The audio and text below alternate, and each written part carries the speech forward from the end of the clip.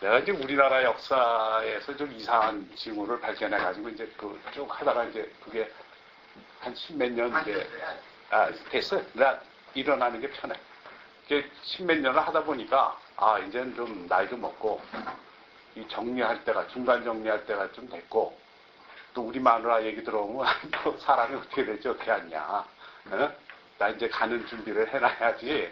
그래서 우리는 뭐 그냥 버리자주의야. 그냥 계속 있는 거 버리고 뭐 이렇게 이제 정리를 하는 중에 뭐 느닷없이 뭐 최원식이한테 전화 와가지고 내가 그냥 그 자리에서 오케이 해버렸는데 이번 달엔 왜 이렇게 강의를 해달라는 데가 많은지. 근데 사실은 이게 좀 시간을 좀 줬으면 내가 준비가 잘 됐을 텐데 또 뭐 준비해서 또 좋은 강의가 안 나오고 그래서 그래 좋다고 그러고 이제 한 거예요. 근데 사실은 요새 이제 우리나라에서 무슨 문제가 있냐면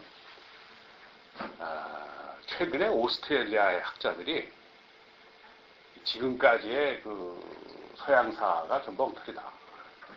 그러니까 이거를 좀 새로 써야 되겠다. 또 그래야 되지 않느냐라는 문제 제기를 했어요. 그랬더니 빌 게이츠 쪽에서 받아가지고 그거 좋은 생각이다. 그걸 갖다가 좀 구체적으로 본격적으로 좀 연구를 하자. 그러니까 이슬람사라든가 또는 뭐 중동, 인도 이쪽의 역사라든가 또 중국사도 좀 이상한 게 좀 있고 그러니까 그런 것들을 좀 체계적으로 정리해서 서양사를 다시 해야 된다. 난 빌 게이츠가 왜 그걸 하자고 그랬나 생각하니까 이 컨텐츠를 가치 있는 검색 가능한 컨텐츠로 바꾸겠다. 그런 얘기 같아요. 예, 그 생각 자체가. 그러니까 뭐 어쨌든 컨텐츠가 문제니까. 그래서 내가 이제 지금 학교 연대 와가지고 한 10여 년 동안 도서관에 있는 책을 뭐 그런 대로 좀 봤는데 지금 현 상태로 봤을 땐 95%가 쓰레기라고 나한테. 예? 그러니까 이게 뭐 내가 이게 무슨 뭐 어느 정도 뭐 1, 20%라도 판단력이 있다고 치더라도 하여간 이 지금까지 지구상에 돌아가는 컨텐츠들이 엉터리고 문제가 많다는 건 인정해야 된다. 또 이게 새로운 시대를 맞아가지고 앞으로 이제 이 변화가 많은데 거기에 이제 대응해야 되겠다. 그래서 빌 게이츠 재단에서 그거를 돈을 대가지고 지금 연구를 하고 있다고.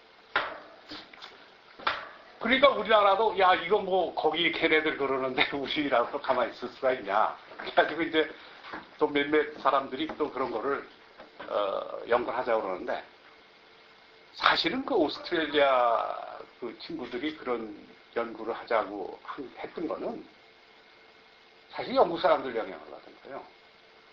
영국 사람들이 일제시대 때, 우리 일제시대 때 이제 일본을 연구하려고 이제 아무래도 일본이 자꾸 일어나니까 일본까지 와가지고 그 일본 문화에 대해서 역사 탐방을 해보니까 이게 원류가 조선이구나. 예? 그걸 이제 그 영국이 안 거예요.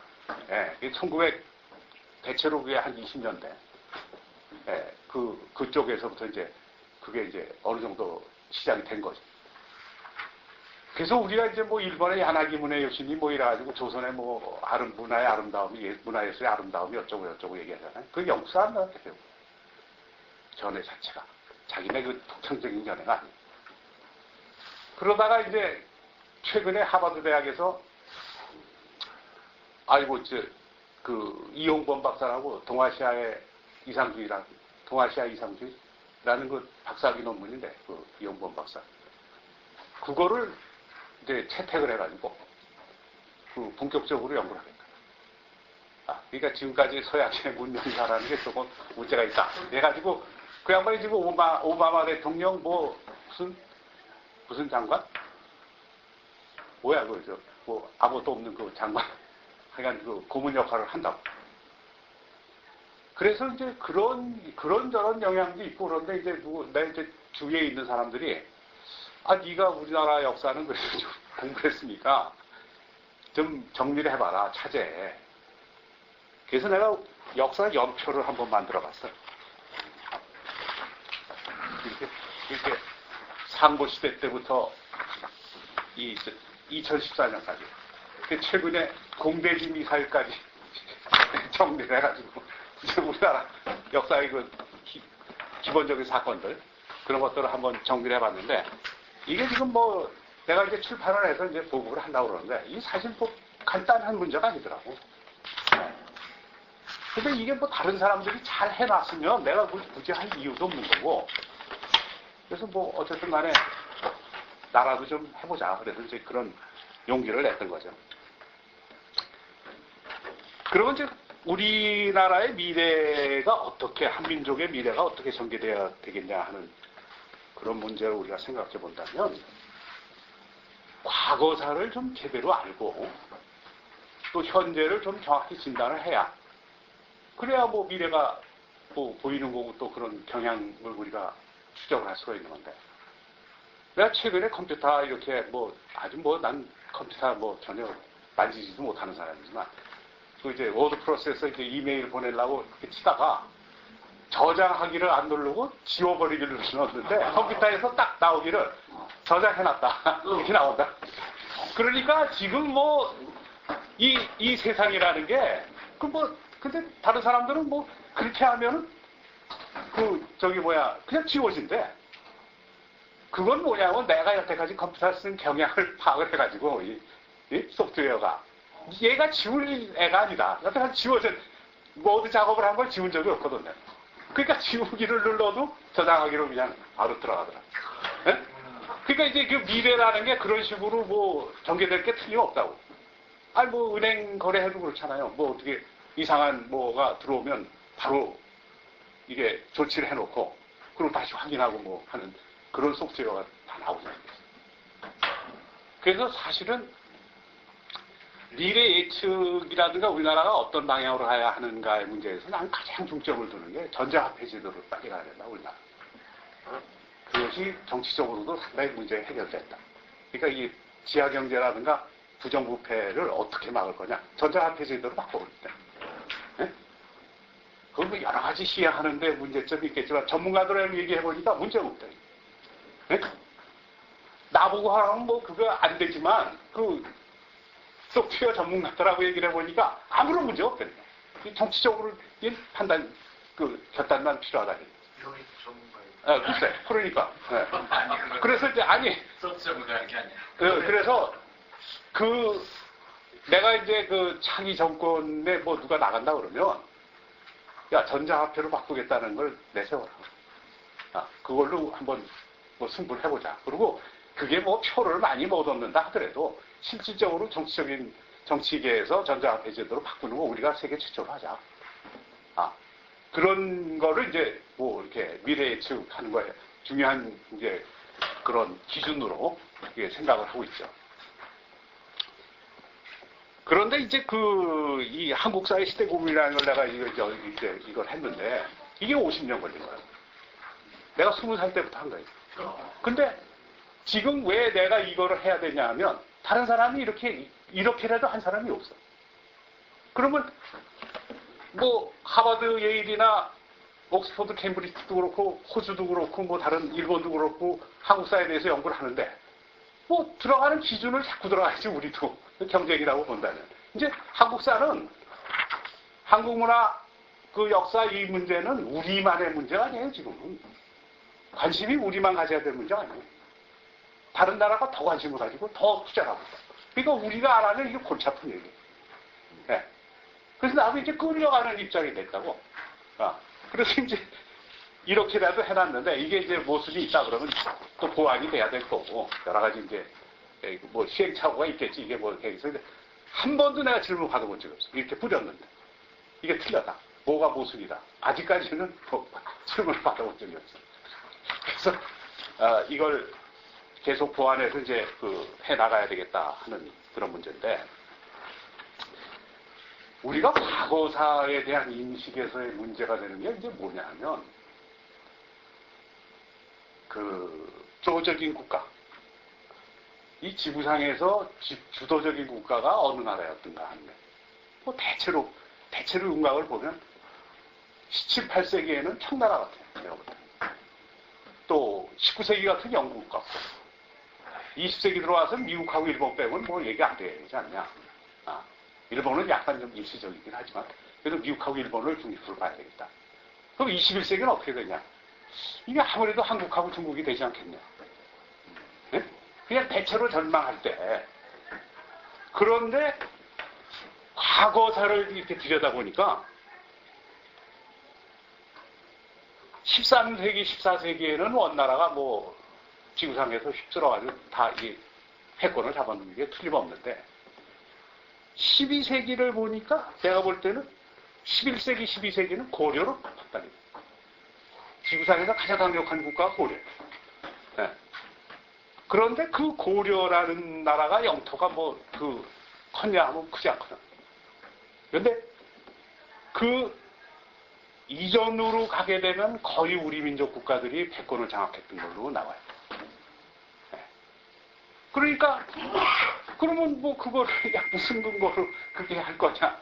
어느 정도 입증이 돼야 될 거 아니야. 그 자체가 뭐 그래도 설득력이 있어야지 덮어놓고 뭐 우리가 그렇게 주장한다고 그래가지고 뭐 되는 게 아닌데 그래서 서양 사람들이 한국 문화 역사를 연구하게 한다는 거는 이런 과정이 같은 거야.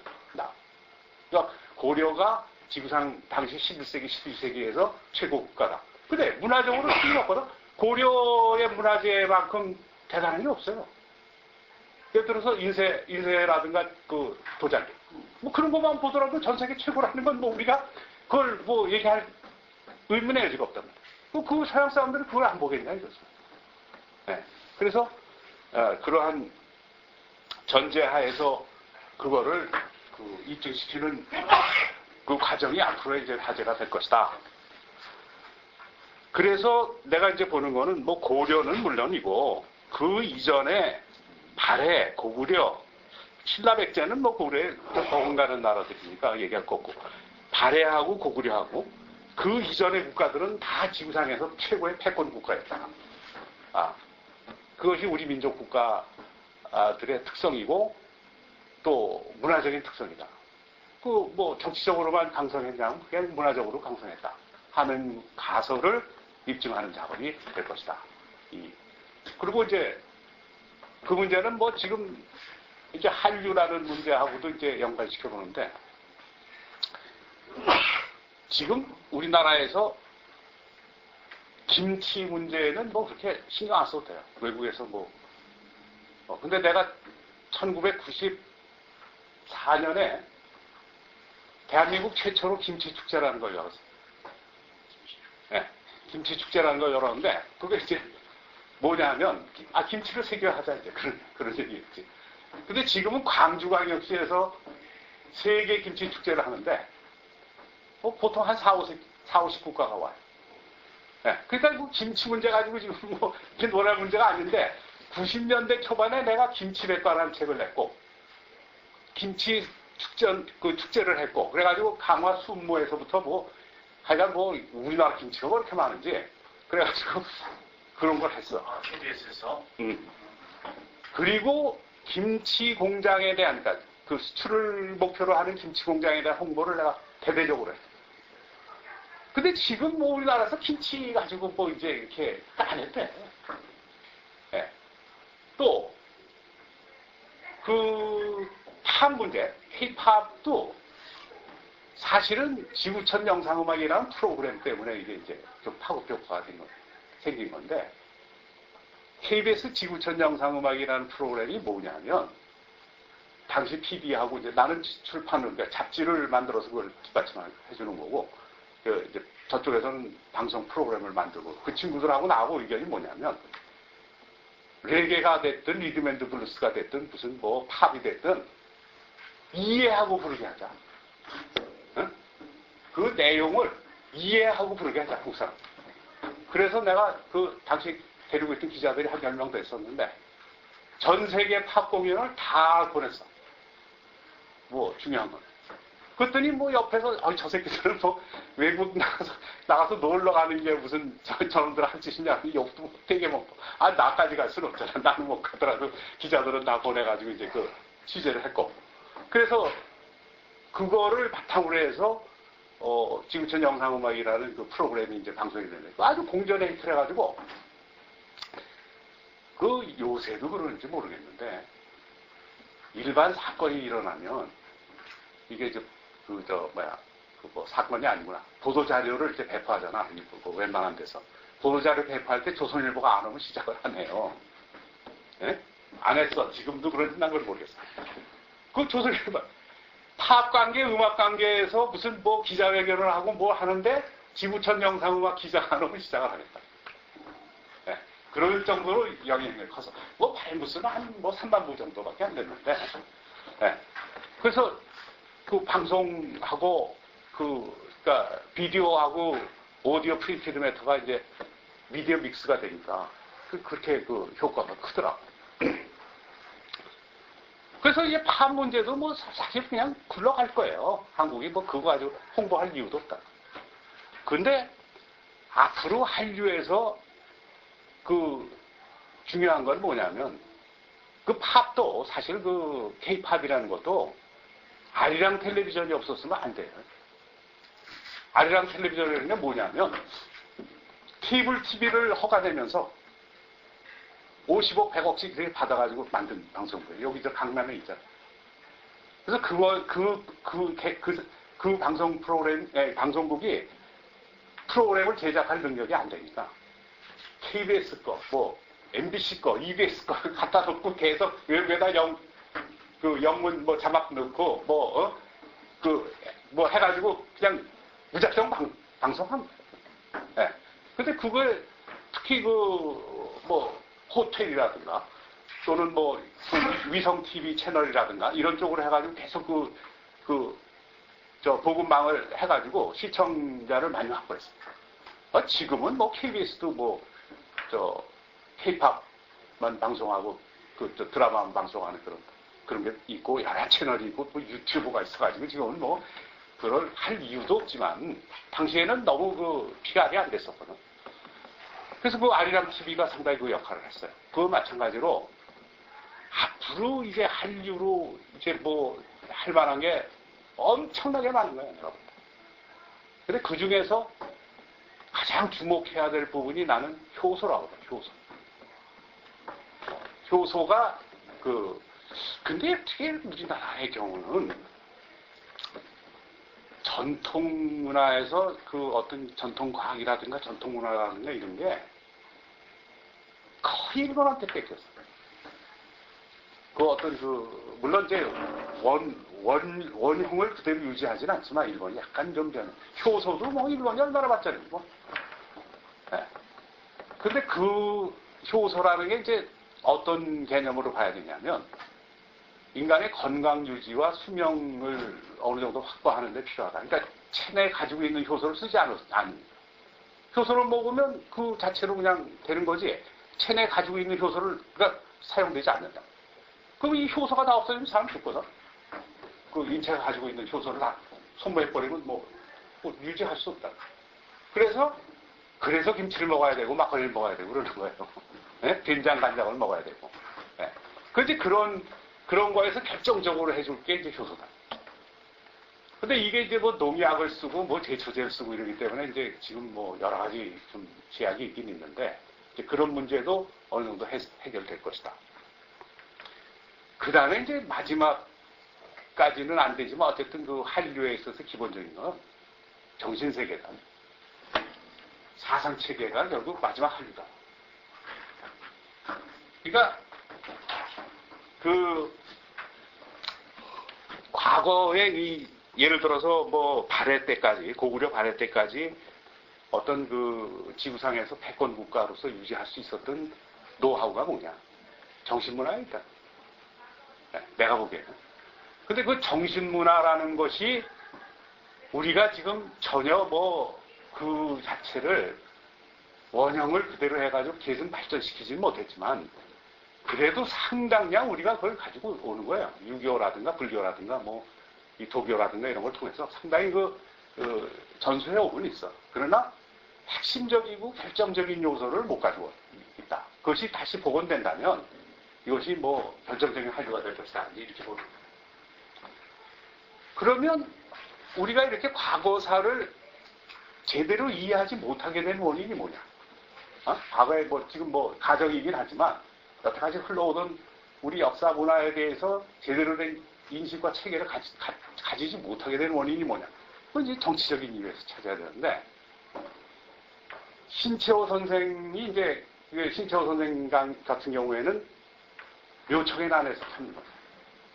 묘청의 난이 실패하고 김부식이가 그걸 제압했을 때 그 이후로 이 우리 역사적인 문제에서 문제가 발생됐다. 이렇게 얘기해요. 그건 이제 뭐냐 없어?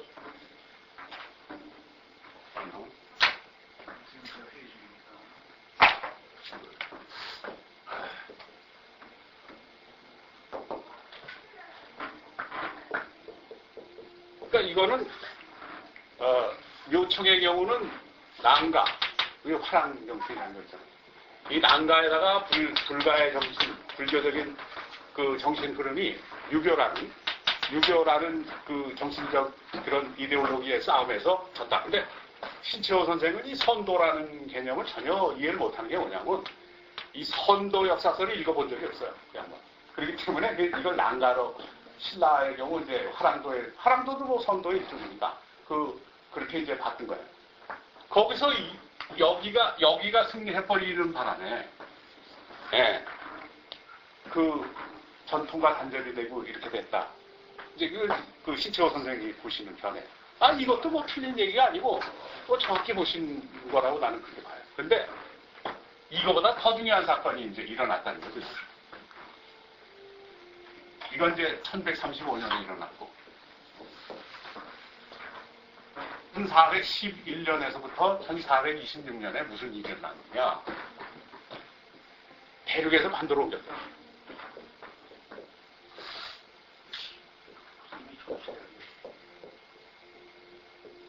네. 그러니까 이제 이거를 뭐 증명하라 이렇게 얘기를 하지 말고, 가정에서 이렇게 생각을 해보자.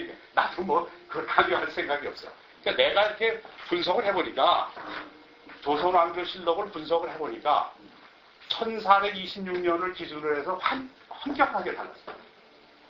1426년 이후하고 1426년 이전하고는 전혀 다르습니다. 논리가. 그래서 조선왕조실록을 볼 때 그 바로메타를 가지고 보라. 그러면 어떤 사건이 일어나요? 1426년. 근데 이게 명나라의 경우는 어떻게 되냐면 1405년부터 1421년 사이에 성격한 변화. 그러니까 요걸 이제 자세히 설명하면 명나라가 서쪽에 있었고 조선이 동쪽에 있었는데 명나라가 이동을 하기 시작을 하는 거예요. 그 중심, 그 수도권이. 그 정치 중심이 이동하면서 우리가 밀려가지고 계속 한데 똑같이 15년 걸렸어요. 그래가지고 우리는 대륙에서 반도로 왔고 걔네들은 대륙 란주에서 북경으로 왔어요. 그러면 1405년 당시에 북경이 어디냐면 이거 함주거든. 이성계가 살던 함주란 말이야. 그러니까 1405년부터 밀려가지고 대체로 1408년인가 10년 되면 이성계가 함주에서 한양으로 와요. 처수하고. 그러니까 그걸 뺏기면서 계속 해가지고 자금성이 1421년에 완공돼요. 네? 자금성이 1421년에 완공돼요. 작업은 1405년부터 시작해요. 우리 지금 한양의 경복궁이 1412년에 완공이 돼요. 네. 우리 경복궁. 그래서 이제 이렇게 되는데 그러면 이렇게 옮겨가지고 어떻게 이제 뭐 이게 옮긴 징후에 대해서는 내가 중요한 거기 때문에 이제 얘기를 할 거고. 그래서 어떤 결과가 났냐? 그나마 남아있던 안가와 선도 사상은 이 도교라는 형태를 띠고 있었어요. 그래서 고려 때는 이 도교라는, 그러니까 기본적으로 그렇게 그 유교한테 완전히 밀려서 김부식이한테 완전히 당해가지고 했을 때 완전히 없어진 게 아니고 도교라는 형태를 띄워가지고 계속 조선족까지 이어왔어요. 약간 변형된 거지. 그러니까 이 화족의 그 도교하고도 비슷하게 해가지고 그러다가 이것 자체도 완전히 없애버려요. 이거 자체도 완전히 없어버리고 불교도 정계에 발을 못 들여요. 완전히 그냥 산으로 가야 돼. 네? 산속으로. 그러다가 이제 그 아녀자들은 또 그걸 또 불교로 신봉하니까 궁중으로 다시 끌어들이고 뭐 이런 작업을 해요. 네, 그렇지만 정치에는 말을 못 붙여. 뭐 승려 출신이 요새같이 뭐 정의사제구형 다니고 정치하고 이런 거 없다. 네? 그러니까 그렇게 되고 완전히 유교로 입지가 붙는데 그 유교 중에서도 성리학으로 성리학 주자학으로 묻어버린다. 네. 여기에 이제 비극이 되는 건데 그건 뭐 사상사, 이념사 하는 사람들이 다뤄야 될 문제니까 내가 그걸 가지고 얘기하는 건 아니고 이래서 어떻게 했냐?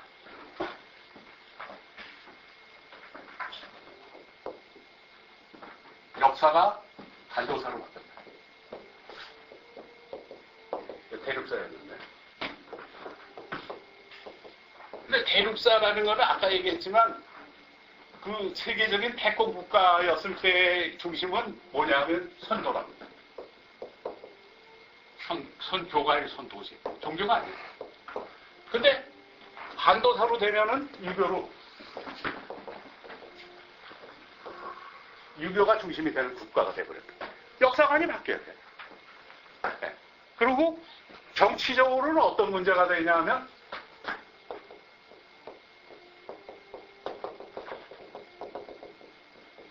사대교류인 돼버려. 과거에는 대륙에 있었을 때는 동등해요. 그러니까 명과 고려, 조선 이건 대등한 건데요. 그 역사서를 읽어보면. 그런데 반도로 온 이후에는 사대교류로 바뀌는 거예요. 그러니까 여기 이제 여진이고. 왜? 뭐 왜가 일본이겠지.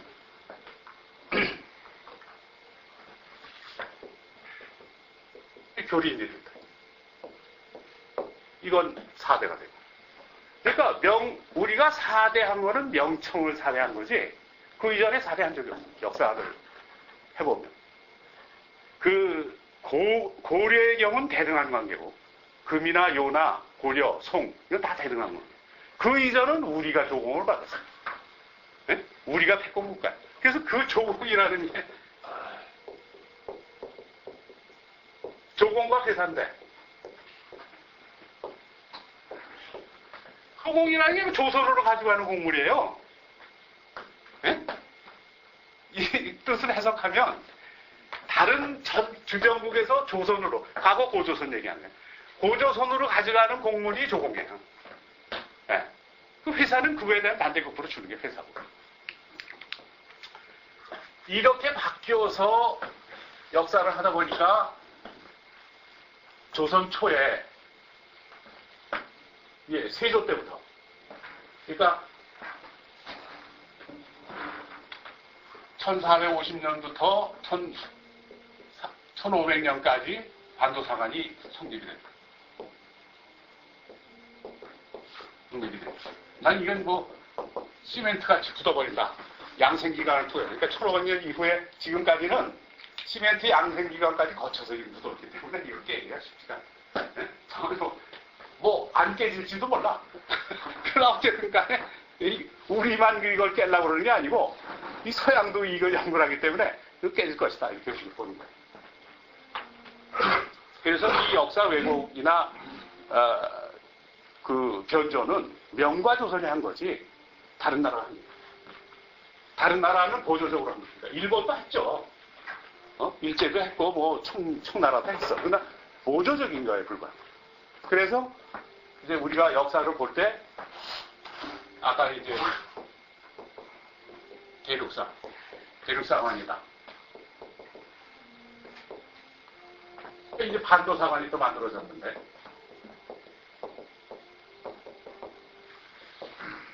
어떻게 뭐가 나오냐? 식민사관이 또 만들어졌어. 이건 뭐 반도사관으로 버티지를 못하고 이것 자체로 좀 버텨야 되는데 버티지 못하니까 식민사관이 들어온 거야. 이건 청과 일이 만든 거야. 청과 일본이 만든 거고 반도사관은 명과 조선이 만든 거야.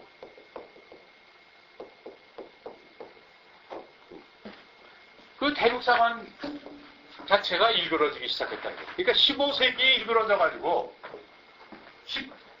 19세기에는 20세기에는 식민사관으로 바뀌어버렸다. 네?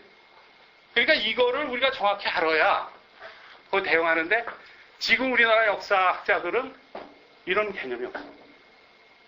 나도 그 학교 다닐 때 우리 옆에 사학과가 있어가지고 맨날 뭐 거기서 강의하고 그러면 듣고 뭐 또 그때는 우리 최근 세사 같은 경우는 북한이 앞서가지고 동경대학에서 뭐 나오는 거 맨날 뭐 영인본 가져오고 뭐 그래서 같이 나도 한 권씩 가져와 그래가지고 같이 보고 뭐 일본말을 좀 했기 때문에 그래서 이제 그렇게 보고 이제 그랬는데 아니 이 사람들이 뭐 도대체 뭘 생각하는 사람들인지를 모르겠어 내가 볼 때는. 그래서 식민사관은 뭐 놀아야 여지가 없어요. 지금 이 식민사관 얘기를 해가지고는 어디 밥도 못 먹어. 어? 그런데 반도사관을 얘기하기 때문에 식민사관은 못 깨는 거야. 반도사관에 집착하니까 식민사관이 깨지질 않아. 기생충이 숙주가 튼튼하니까 절대로 안 죽어요. 그러니까 이게 나는 이건 기생충이고 이건 숙주다.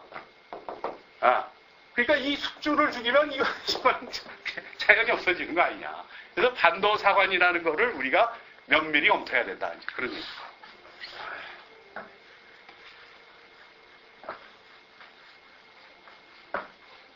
그러면 대륙에서 반도로 왔다는 가장 근거가 뭐냐?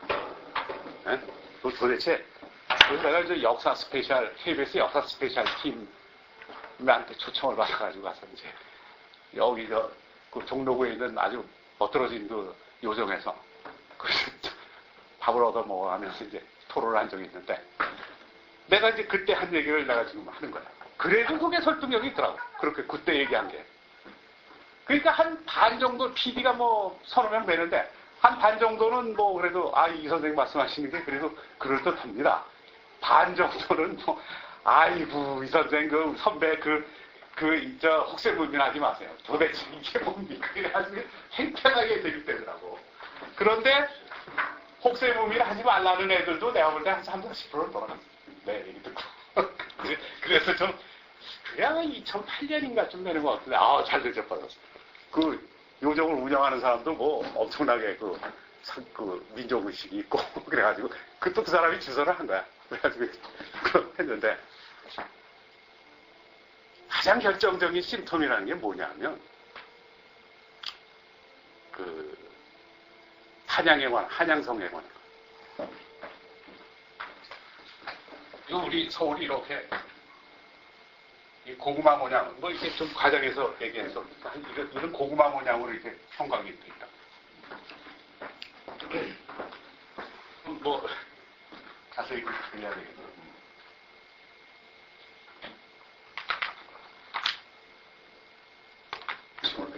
이거 좀 과장. 이게 언제 싼 거냐 하면 1422년에 싼 거예요. 네. 그러니까 여기 경복궁이 아까 내가 얘기한 1412년에 완공됐다고. 그러니까 경복궁 1412년에 완공됐고 하고 이제 창덕궁은 1418년인가에 뭐 되고. 그러니까 사실 경복궁, 창덕궁 빼면 서울은 뭐 별게 없어요. 네? 그런데 1422년에 이 궁성이 그러니까 그 성곽이 완결이 된다고. 1422년에. 근데 이게 왜 형태로 그 둘레가 15km 정도 되고 그 다음에 높이가 얼마냐 하면 둘레가 18.45km네. 15km가 아니고 18.5km 정도 되고 높이는 약 5.5m. 응? 6.5m네.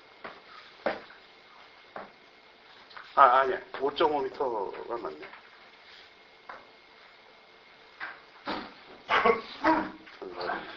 높이가 5m다, 5m. 16자리. 근데, 1422년에 이제, 그렇게 해서 뭐, 몇십만 명이 동원돼가지고 한 거란 말이야. 뭐, 틀림없다. 그 속성이고.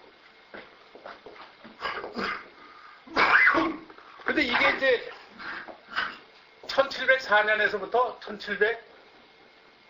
1711년에 보수를 해요. 북쪽 때. 그러니까 이제 북쪽하고 이제 전쟁에 대비해가지고 이제 보수를 한다고. 그러니까 뭐 이거 뭐 그렇게 중요한 게 아니고, 아니 300년쯤 지나가지고 뭐 보수한다는 게 얘기가 뭐 우리가 그거 부정할 수가 없잖아. 그거 뭐 충분히 사실이지. 근데 이제 문제는 어디에 있냐면, 한양성은 1396년에 축조했다 이렇게 나와요. 조선왕조 시대. 네? 그러니까 1393년에 한양으로 옮기고, 그러니까 이 송경이라는 데서, 개경이 아니고 송경이, 송경에서 한양으로 옮기고 1390, 그때는 한양이었어. 이 1396년에 성을 쌓아서 한성이 되는 거예요. 지명이. 그래서 이제 1396년에 쌓는데 조선왕조실록에 뭐라고 나오냐면, 길이는 18.5km예요. 둘레는 18.5km인데 이런 형태, 이건 뭐 기록에 이런 형태라는 얘기는 아니에요. 내가 이제 현재 가보니까 이게 높이가 얼마냐면 12.5m. 그 다음에 3분의 1이 석성이고 3분의 1은 토성이다. 근데 이제 대륙에는 사실 이렇게 이제 외성이 또 있어요. 근데 중요한 건 또 여기서 뭐냐면, 여기 둘레 3.2km의 궁성이 있다. 그 안에 경복궁이 있다. 3.2km의 궁성이 있는데 높이가 6.5m고. 네. 그래서 내가 이제 문화재관리국에다 질의를 했지. 여기 한양성의 이 경복궁 주위에 이렇게 한 3.2km 정도 되는 성곽이 있었느냐? 전혀 그런 거 없다. 그 흔적도 없다. 이렇게 나온다. 근데 이거를 내가 사진은 안 가져왔는데,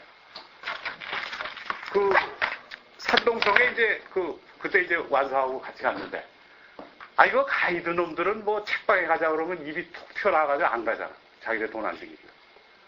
그래서 내가 이렇게 지나가는데 보니까, 이 신화서점이 개업을 하느라고 뭐, 걔네 뭐, 폭죽 터트리고 뭐 난리야, 그냥 개업식 할 때. 네? 뭐 지신, 도망가게 만든다고 그래가지고, 야, 이게 무슨 쿠데타 일어났나, 이런 정도로 쾅쾅거리는데, 보니까 서점이 개업하는 거야. 그래서 한번 가봅시다. 갔더니, 1800년대, 지금 1860년쯤 되는 것 같아요.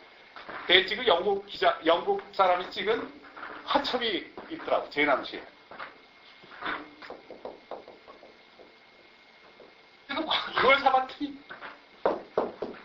그러니까, 이게 둘레에서 뭐 3분의 1이 토성이고 3분의 2가 석성이라는 얘기가 아니고, 기단은 흙으로 하고 위 부분을 돌로 한 거예요.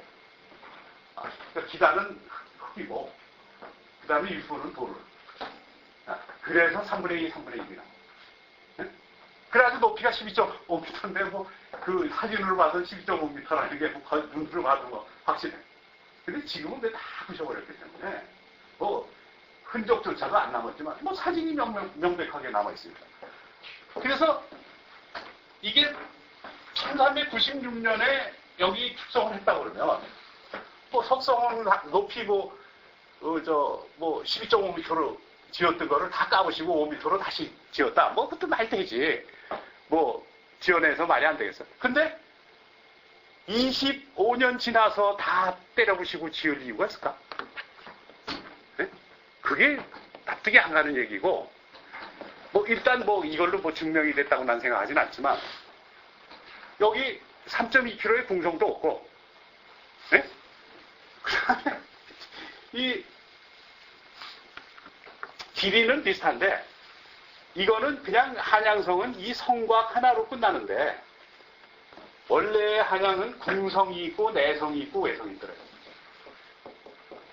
네. 그래서 당시에 제남시, 100 몇십 년 전에 제남시의 상황을 그려가지고, 출판 그 편집자가 다 그려서 재현시켜놨어요. 한 게 이렇게 나와요. 네. 그런데 재밌는 게 이 꼭대기 부분은 호수예요. 그래서 이 안에 경계루가 있었다면 물놀이를 했을 거 아니에요. 네? 근데 여기서 물놀이 했다는 얘기는 뭐 어디 나오냐면 지금 중국이 지금 이거 언제 없앴냐면 이거 언제 다 때려부셨냐면 문화혁명 때 없앴어요. 네. 그 문화혁명이라는 게 뭐냐? 오택동이가 뭐 자기 정권 유지하기 위해서 그 정쟁을 일으킨 것도 하지만 기본적으로 우리 문화재를 없애요. 우리 문화 역사 유적을 없애요. 네, 그걸 빌미로 해서. 그러니까 이게 무슨 얘기냐면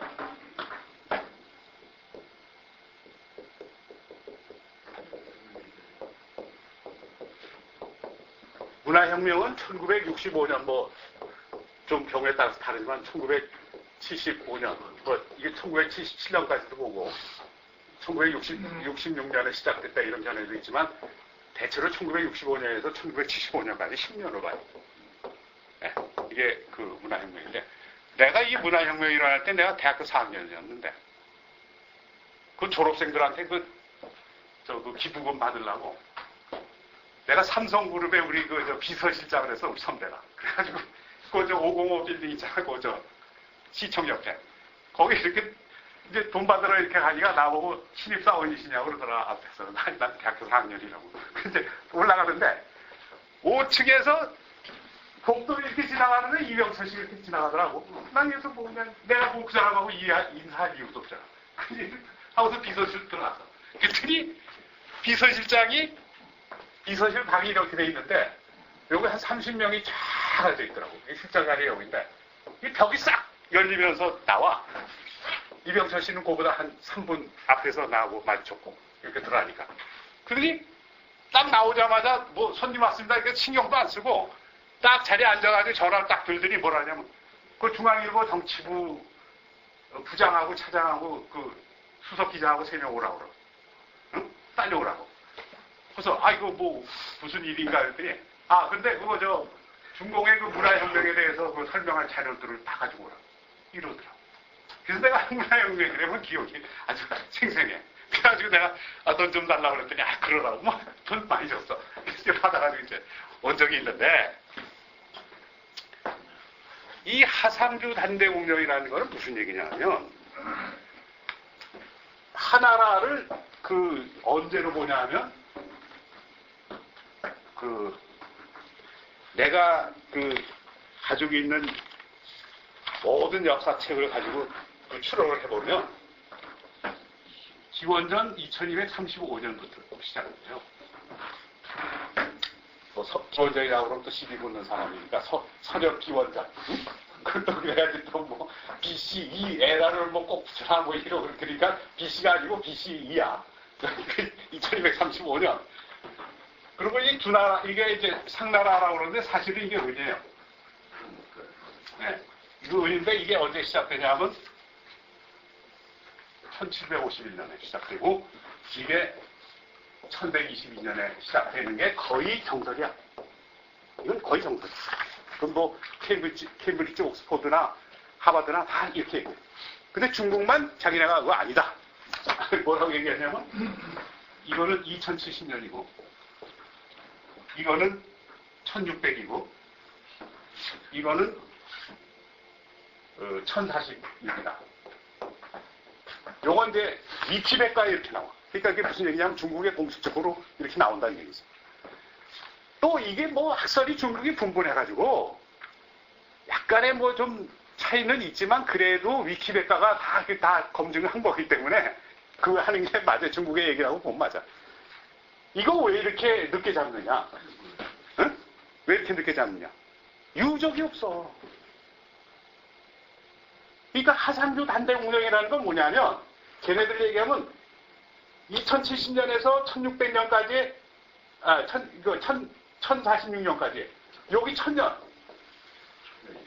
남짓한 역사가 없다는 얘기야. 사라졌다는 얘기야.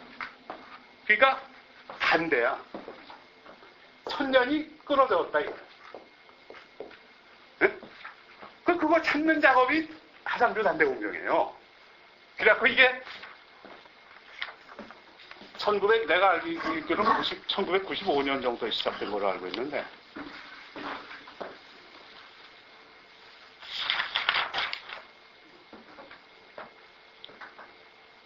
1996년에서부터 2000년까지 해가지고 우리 돈 24억 들여서 한 거예요. 그런데 당시 경제 규모로 봤을 때 우리 돈 24억이면 중국에서 대단한 돈. 뭐 화폐 가치로만 따지잖아. 그래서 이렇게 해서 이제 작업을 하는 건데, 마지막 2000년에 뭐라 하냐면 천년 찾았다. 찾았다 이거야. 이제 유적을 샅샅이 이제 발굴을 한 거야.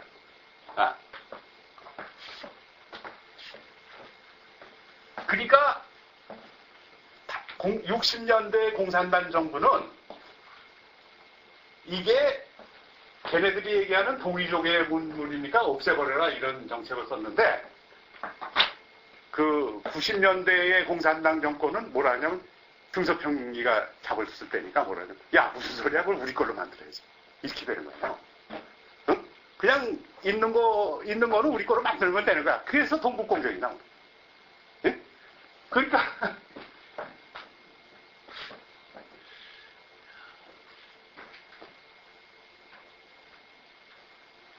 이렇게 됐다고 보면 하상주 단대공정이라는 여기서 찾은 거예요. 조금 내가 서쪽으로 갔네. 그러니까 이거는 포기하고, 이거는 북경대학에서도 다 이게 저 동이족의 역사 지역이라고 가르쳐. 그러니까 여기서 비롯된 게 아니고 여기서 진출했었다. 일시적으로 이렇게 가르쳐. 근데 그러니까 이건 여기는 포기하고 여기서 하상주의 역사 유물이 나올 거라고는 생각 안 하는 거야. 이거 동이족 거니까. 그게 다 없애버린 거야 이건. 여기서 나올 것이다. 그리고 또 찾아야 된다 이거. 그래서 한 작업이 하상주 단대공정. 그런데 재밌는 게 이 하상주 단대공정을 하면서 곳곳에서 그 보고서를 이제 면밀하게 검토해 보면 곳곳에서 유적이 유물이 굉장히 많이 쏟아집니다. 그러니까 북경에다 전화 걸어가지고 이거 인력도 좀 보충해 주시고 재원도 좀 보내주시고 이렇게 해서 좀 해주십시오. 그러면 북경에서 그거 사진하고 좀 보내봐. 그래갖고 이제 보내잖아. 그러면 딱 보고서 그거 다 묻어버려. 응? 특히 여기서 그런 사건이 발생했는데 여기 그거 묻어버려. 무슨 말씀입니까? 여기 지금 이게 내려와서 좀 현실을 좀 파악을 하고 얘기하세요. 이게 지금 어마어마한 금은보화가 쏟아집니다. 이게 역사적으로 가치가 어마어마하게 보인다. 우리가 보기에 그거 다 묻어버리려는데 그들 말이 많어. 그거 다 묻어버려. 하다 중다. 그러고 나서는 뭐라 그러냐면 여기서 지금 발굴이 됐습니다. 그래서 그 발굴을 했기 때문에 지금 북경박물관에 역사박물관에 유물이 엄청 많아요. 지금 이 대만에 별로 신경 안 써도 돼. 지금 곳곳에서 발굴을 하기 때문에. 그런 원인도 있을 거야. 그 박물관에 너무나 이 대만하고 차이가 나니까 이것도 좀 채워넣자 이런 것도 아마 있을 거야. 근데 그래서 재밌는 게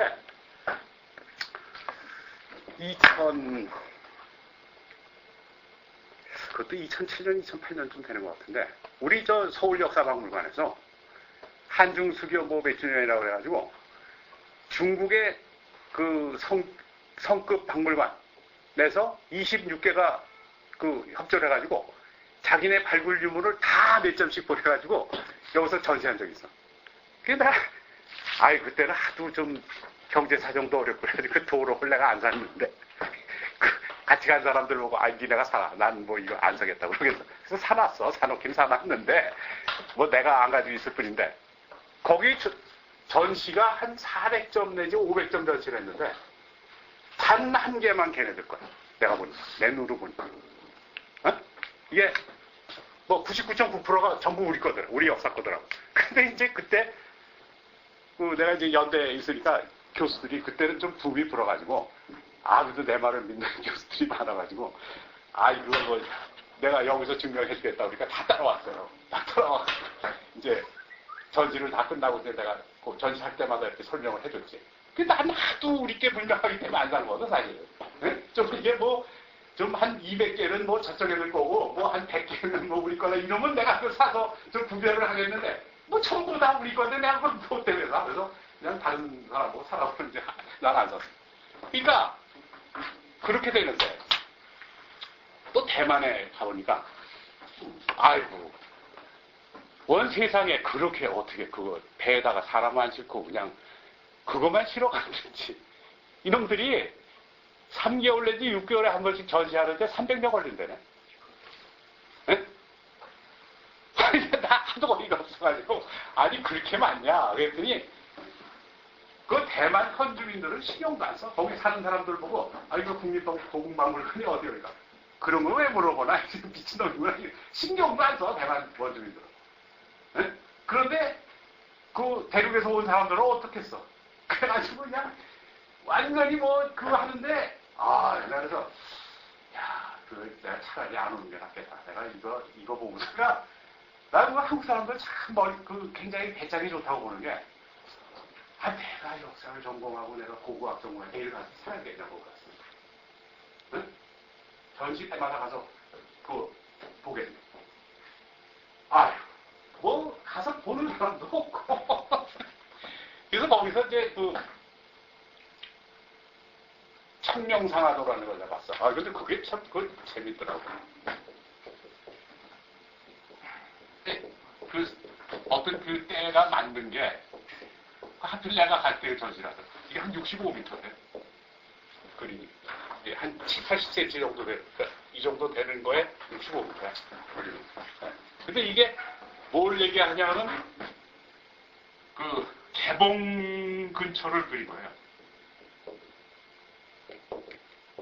개봉시, 그러니까 이게 송나라의 수도. 송나라의 수도 개봉이 여기 지금 하남성 개봉이라고 그러는데 이거는 그 고려의 수도 임진이고, 임진이 고려 수도였어. 공민왕이 그 대대적으로 건설한 뭐 왕궁이 뭐 어마어마한, 지금 뭐 그대로 남아있어. 이게 이제 내가 그래서 이제 나는 우리 연대 역사 교수들은 전부 이게 무슨 소리야? 송나라 개봉이 여기 개봉이지 무슨 얘기입니까? 다 그렇게 주장하잖아. 또 나는 이제 그 양반들하고 같이 또 이제 그 연대 옆에 중국집 좋은 데 있으니까 이제 또 가서 뭐 자주 이제 술을 먹었는데, 근데 학교에서 뭐 주는 돈 가지고 뭐 간담회 한다고 그러고 이제 세미나 비슷하게 하고 이제 가서 먹는데, 항상 그 얘기가 이제 그거지. 송나라 개봉은 그게 아니다. 너희 그러지 마라. 청명상화도 봤냐? 그랬더니 이걸 보고 봤다 이거야.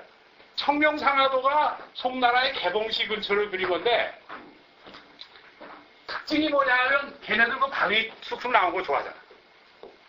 이렇게 하천이 흐르면. 네? 또 이게 공유를 해요 이렇게. 네? 그래가지고 곳곳에 건물이고 여기는 인간대로 이렇게 장방형의 성곽만 있고 그거지, 여기 근처에는 골판에 아무것도 없어. 이 수도만 그냥 중심으로 했던 거야. 그러니까 그 청명상화도라는 게 송나라의 개봉의 근처를 그렸다는 게 뭐 분명한 얘기고, 송나라 시대 때 그린 거고, 여기 그림이 아니란 말이야 절대로. 응? 꼭 가서 뭐 주변 살펴보면 알 거야. 지금 하남성 개봉은 그냥 허허벌판이야. 끝도 없어. 그냥 평지야 그냥. 응? 거기 무슨 공유 하천이 흘러가는 이유도 없고 무슨 뭐 하천도 없어요. 응? 그러면 물은 어떻게 해결했냐? 이 황하에다가 끓어서 이렇게 해자를 만들어가지고 운하로 해결했어. 그 자체는 우리 고려 때는. 그런데 지금도 그렇고, 지금은 해자는 없어지고 이제 그랬지만, 어쨌든 청명상화도만 보면 금방 와서, 내가 그래서 그 의문이 풀려가지고, 재밌는 게 허간서가 사천성에 갔다 왔어요. 남이 여기 못 가는데. 그래서 내가 어디 근처 가가지고 지도 하나 좀 빼가지고 와라. 그랬더니 가져왔어. 딱 보니까 저 역사 지도에 나오는 개봉하고 똑같은 거야. 그런데 싹 부셔버렸어. 지금은 없어. 흔적도 없어. 네? 흔적도 없지만 요게 이제 그 개봉 성곽이라는 게 약간 이렇게 짱구거든. 이렇게 약간 좀 한 5도 기울어진 짱구예요. 그래서 그 그대로야 그냥 아주. 그래서 그거 이게 또 언제 한번 가봐야 되는데 한번 자료는 충분히 구할 수 있을 거야. 그래서 나는 이제 뭐냐면 청명상하도라는 거에 뭐냐면 그 송나라의 개봉이라는 데가 내 주장은 청강과 명강의 근처다. 네? 이게 상하 아니야 상하. 청명이라는 게 여기 강자가 빠졌다.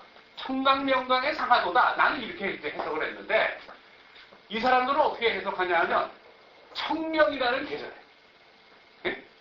청명이라는 계절에 그 동네를 그린 것이다. 글쎄, 그래서 이건 뭐 청명이라는 계절에 그렸을지도 모르지. 뭐 그거야. 내가 주장하는 그게 뭐냐면 청강과 명강의 상하의 그림을 그린 것이다라는 게 분명. 그 주제가 강이에요. 그 강을 중심으로 그 풍경을 그린 거야. 이거는 뭐 언론이 공개되고 화집도 있고 그러기 때문에 뭐 웬만한 중국집 가면 다 있어. 일부 해가지고 다. 예, 그러니까 뭐 이건 충분히 얘기가 되는 거고. 그래서 우리는 그 하상규 단대공정으로 간접적으로 할 수 있고. 그러니까 이게 대륙의 여기까지도 그 화하족들의 역사의 근거지가 아니라는 것을 우리가 간접적으로 할 수 있다. 그건 이제 뭐 나중에 또 다 증명이 되는 거고. 1시간 정도 했으니까 조금 쉬었다 하죠. 시간이 막 관계없어. 응? 아니, 그러니까 조금 쉬었다 하자. 내가 목이 마르니까. 예, 좀 사기를 푼데도 좀 준비를 하고 있어야지. 커피가 돼. 커피가 돼. 한 잔만, 네, 한 잔만.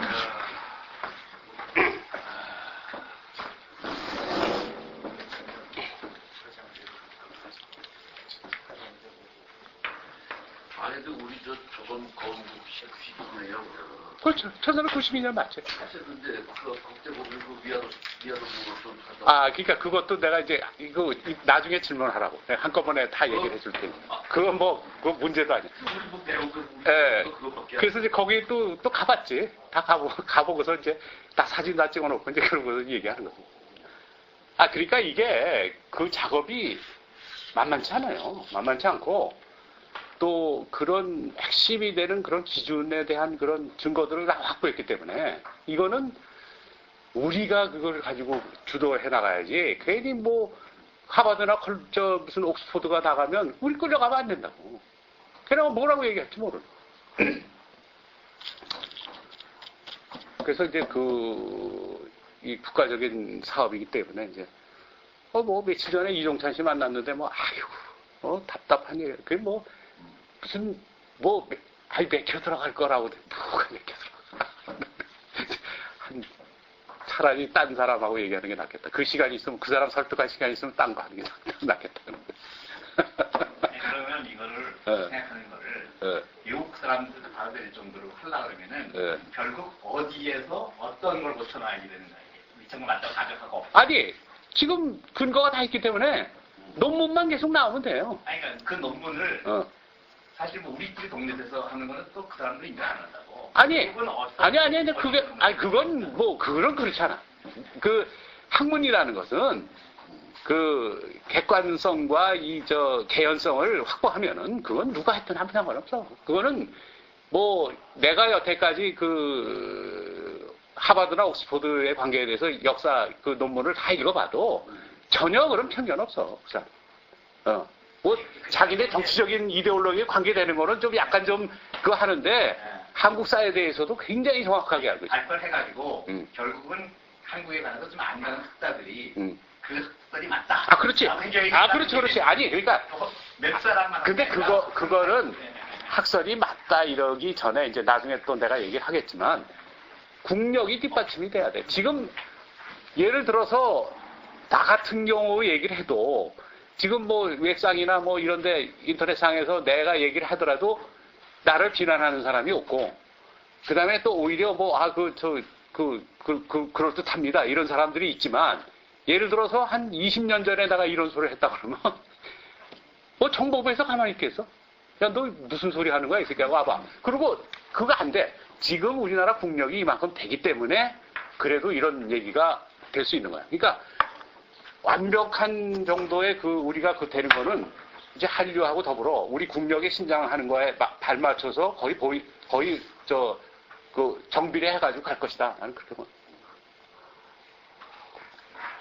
그러니까 우리는 그거를 미리 준비해 놔야 된다. 지금 뭐 어쩌다 떠들 이유도 없어요. 그냥 나보고 뭐 자꾸 뭐 얘기는, 야, 내 죽기 전에 책이나 써놓고 죽으면 내가 할 일 다 한 거지. 무슨 뭐, 내 얘기. 인터넷상에서 나를 지지하는 사람이 100명 정도야. 100명 정도인데, 이건 광신이야, 이거.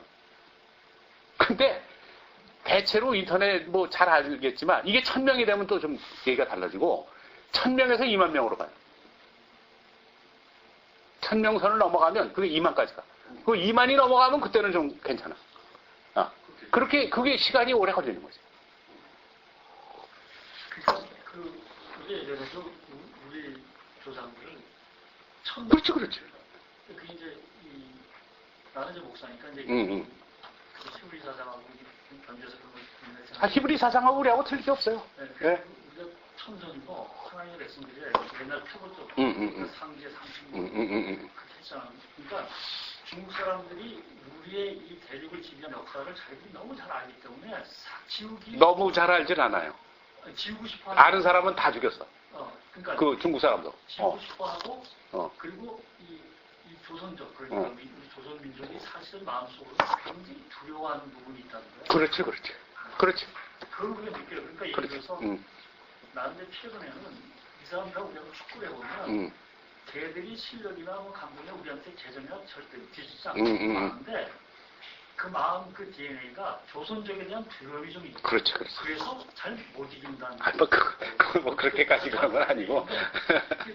나도 이런 역사에 관심 있어서 도와주고 있어 그러니까 막 지금 감동이 오는데 사실은 이 대륙의 그 심장도 안쪽 지배했었다고 난 지배한 게 아니라 심장이 우리 땅이야. 그러니까 이제 그거는 뭐 이제 내가 이따가 또 이제 얘기를 하겠지만 이 고구려의 도읍지는 어디였는가 한번 읽어보라고. 이거 지도를 보라고. 그러니까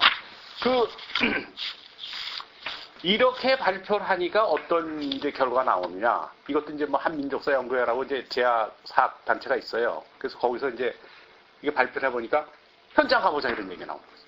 그 현장 가봐야 되는 거야, 일단은. 응? 가보고 이제 그런데 나는 뭐 대충 완성하고 뭐 대충 중요한 데는 다 가봤고 또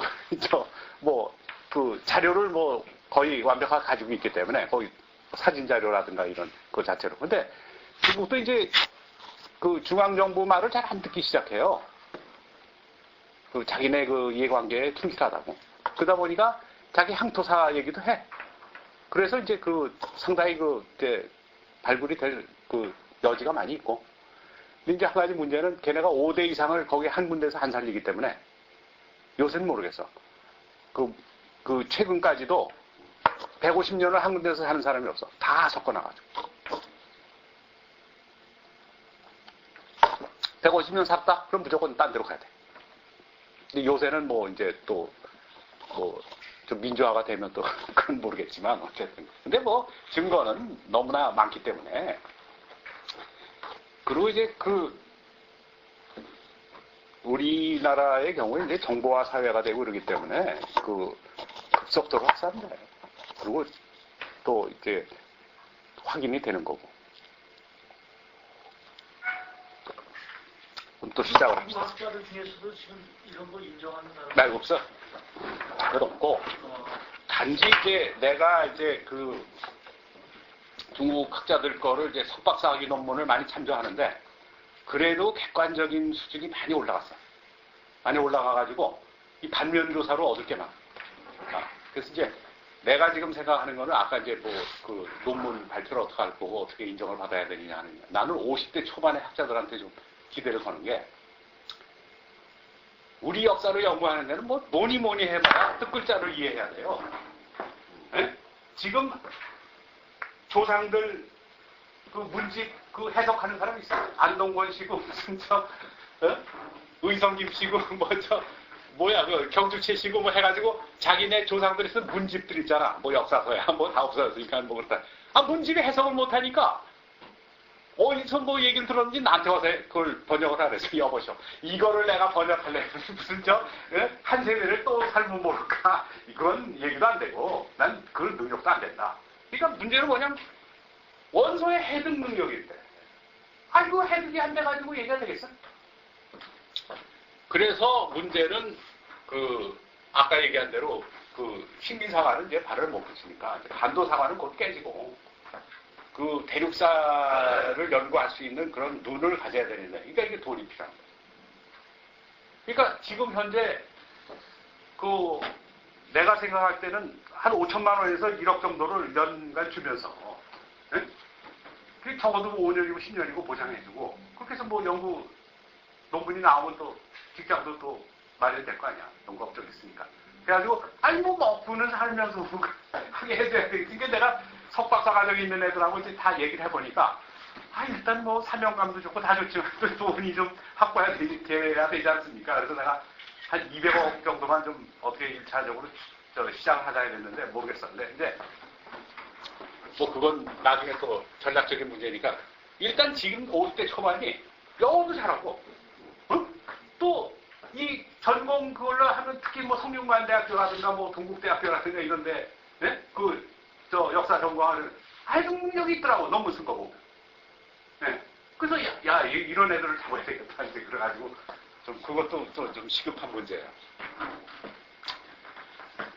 그래서 이제 아까 이제 그 무슨 조선이 1392년에 건국을 했는데 무슨 대륙에 있었단 말이냐, 이런 생각을 가지지 말라는 얘기는.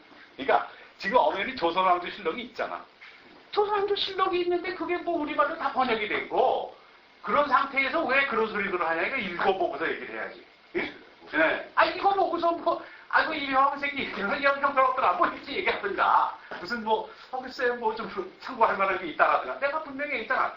1426년 전후로 봐라. 그게 경제적이다, 그게. 네?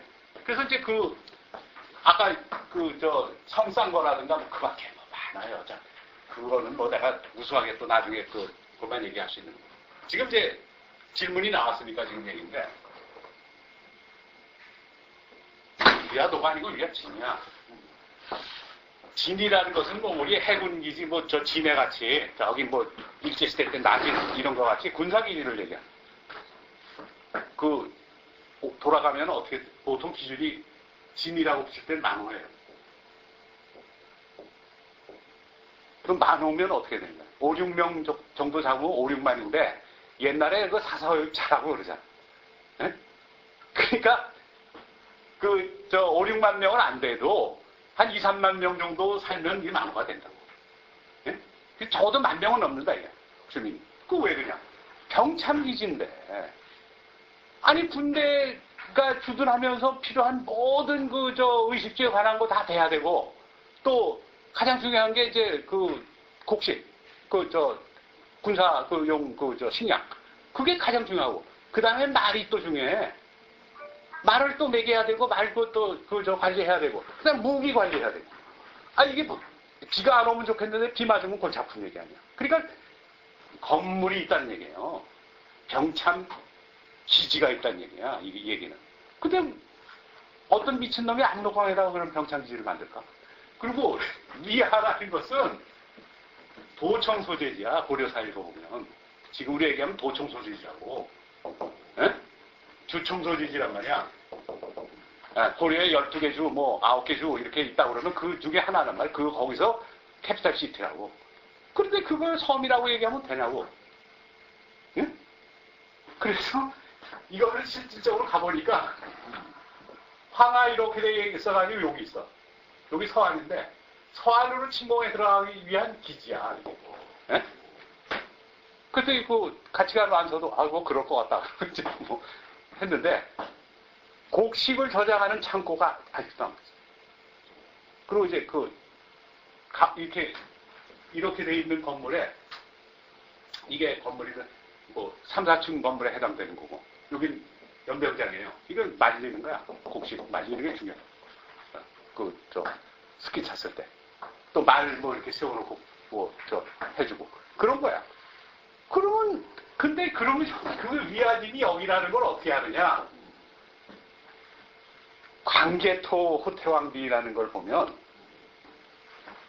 이제 뭐 좀 이제 구체적인 증거를 이제 문제로 들어가는데, 내가 여기 고구려 고읍진 어디냐, 거기 글에서도 썼지만, 이게 호태왕비야, 공식적으로는. 이게 광개토 대왕비가 아니라고, 대왕비가 아니야. 태왕이지. 그런데, 이게 이제, 정식 시호는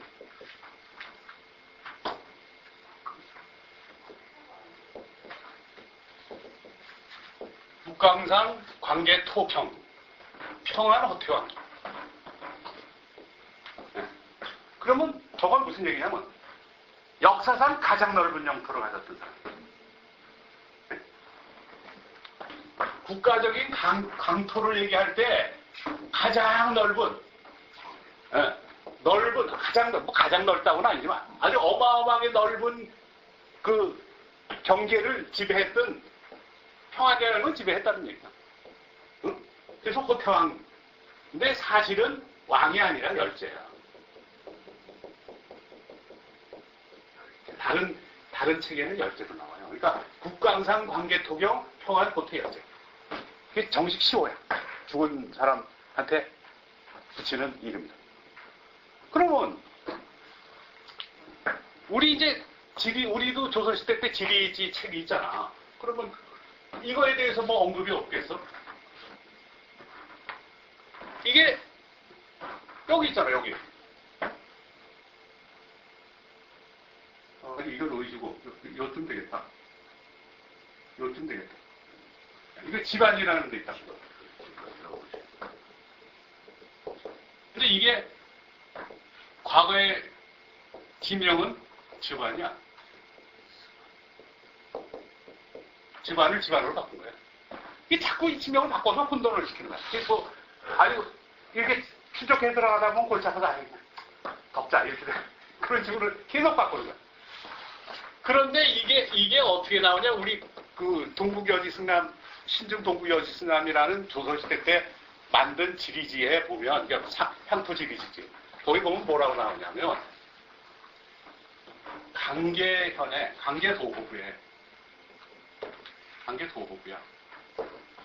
강계도호부 내에 큰 비석이 하나 있다. 그러니까 이건 뭐 내가 볼 때는 이게 1460, 70년대 쓴 글이야. 늦게 잡아도 1500을 안 넘어가.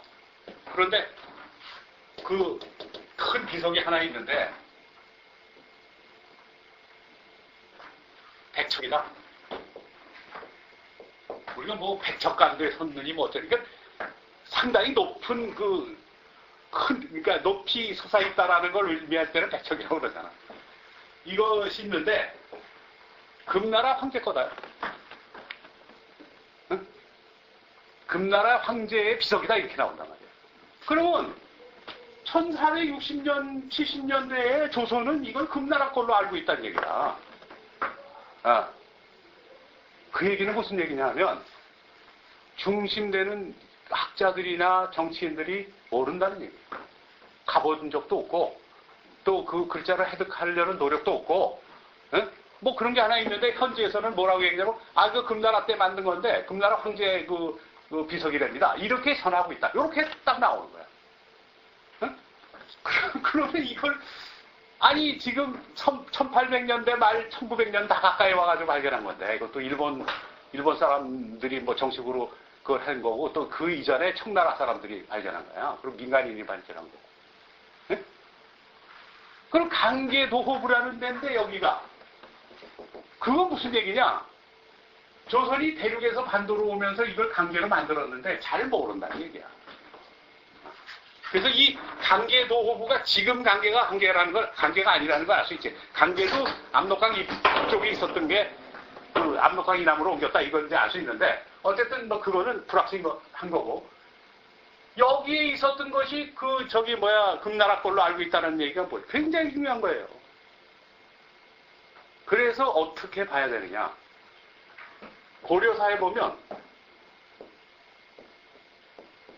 동여진이라는 나라가 있는데 동여진이라는 나라는 원나라의 속국이 아니야.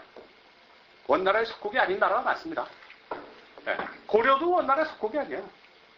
뭐 약간의 그 내정 간섭을 받고 뭐 이런 거지만 자기네 강력으로 이 편입을 못했어. 일본도 뭐 아니고. 이 동여진이라는 나라가 그런 나라인데 그 원나라한테 쫓겨가지고 우산국을 멸망시키고 우산국으로 옮겼다. 이게 우산국이에요. 그러면 우산국에서 세웠거나 응?